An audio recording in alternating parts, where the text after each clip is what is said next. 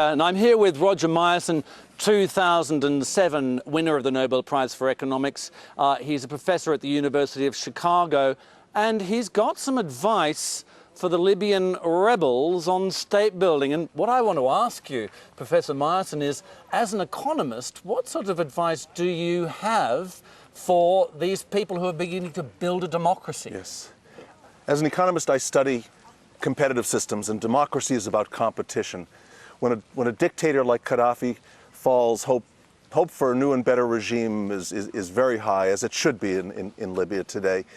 But to build democracy requires competition among leaders who have track records and whom the voters have some faith. Whoever wins the first election to national leadership, there'll be very strong expectational pressures for him to be like the only leader they've ever known, another Gaddafi. So what do you do? How do you find not only leaders by him, but leaders to succeed whoever it is that succeeds Gaddafi, and also people to actually manage on a wider scale? The problem is to develop new forms of leadership, because this is for social transition. They need new kinds of leaders, and the best way in countries which have developed strong democracies, time and again, local democracy has been involved.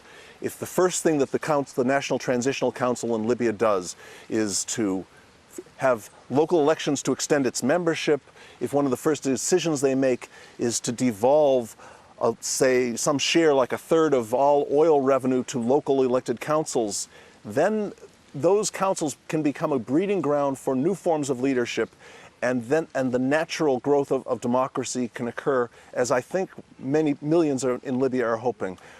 Are you prepared to go over to Libya and advise if you're invited? They're making some very important decisions there. It would be a privilege to talk with anyone who is involved. It's about competition, and it's about building a better life. Professor Myerson, I want to move on to the US economy.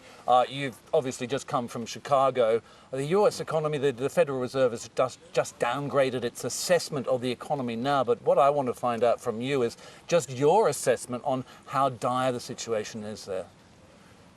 I am not a forecaster, so I'm not going to try to forecast growth. The fact that growth has been slowing lately is bad news. I think it's clear that the United States has huge decisions to make about our fiscal future, about taxes and spending at a very high level, and the uncertainty about those is a problem. Well, let's just talk about taxes. What do you think should be done with regard to taxes? Do you support this idea that taxes should remain at present levels under all circumstances, or? Absolutely not. I think that even a Chicago professor, even a Chicago economist understands that government spending has a critical role to play in building a great society and a great economy. The proposition that the only good tax law is a tax cut is absolutely false and dangerously false. I think in the end, I feel confident that whatever party wins whatever share of the 2012 elections, the solution ultimately is going to be to have to lapse the Bush-era tax cuts. We're going to solve the problem. One step will solve the problem by returning to the Clinton-era tax levels. Let's talk about the Federal Reserve, because, of course, we've got an important meeting coming up in Wyoming on Friday. We will be hearing from Ben Bernanke about what the options are for the Fed.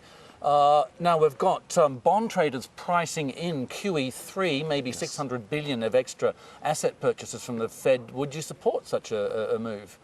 I think the best way to restart the economy is through a relaxed relaxed monetary policy to stimulate the economy and to get, in some sense, we've got an inflation deficit. Standard rule, everyone agrees the Fed should use monetary policy according to predictable rules, but I'm not sure we have exactly the right rules. We tend to look at current inflation. We've had several years of deflation, asset deflation, and very little inflation that's been much less than anticipated. In some sense, we have an inflation deficit of 5 or 6 percentage points. Businesses have been making bets on the growth of the price level. We need to be able to restore the price level to the path that it was on, in some sense. That would call for the Fed to keep buying U.S. government debt until we get enough inflation to get us back onto the price path that we were on before 2008. Now tell me about that inflation then. How much inflation do you think that the economy can cope with? We've had some. We should be normally aiming for a 3 or 4% inflation rate. We've had a couple of years of 0% inflation rate. So a couple of years of 8 or 9% inflation rate is good for the economy.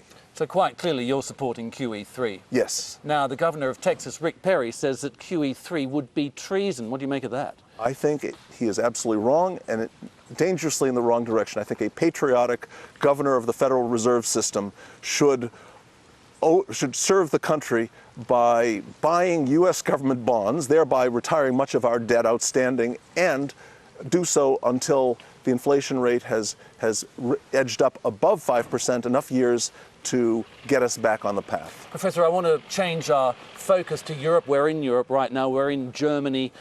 Germany is seen as one of obviously the key players in the resolution of the sovereign debt crisis taking place here at the moment. But are you optimistic about the outlook for the Eurozone at the moment? Let me say, as a theorist looking at it from afar, I miss some of the details. Maybe I see some of the essential points more clearly with that perspective. I would like to express optimism in the long run for the Eurozone. I think everybody worries about how to give central bank independence in a monetary system. The central bank has to be under political leadership, but it also needs to be independent of it.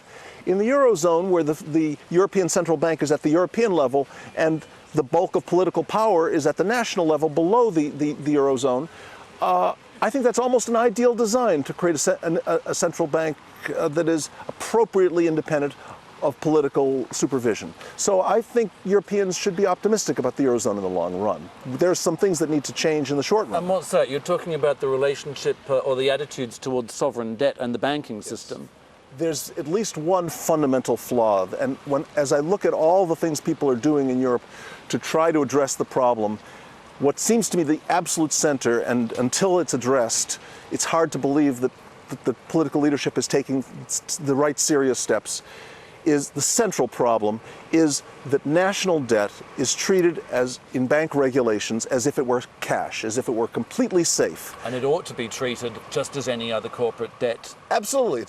It has risks. In the United States, the debt that's issued by the several states is not treated as being as good as cash in bank regulations. As long as you say Greek debt or Danish debt or any other country debt that's in the Eurozone, any debt in the Eurozone is as good as cash, you are inviting the banks to fill up their balance sheets with as much of that as they can get, and thereby creating an incentive for at least some governments to bloat the supply of debt to meet the demand. Professor Myerson, thank you very much for your comments on the outlook for European debt, also for the outlook in the United States.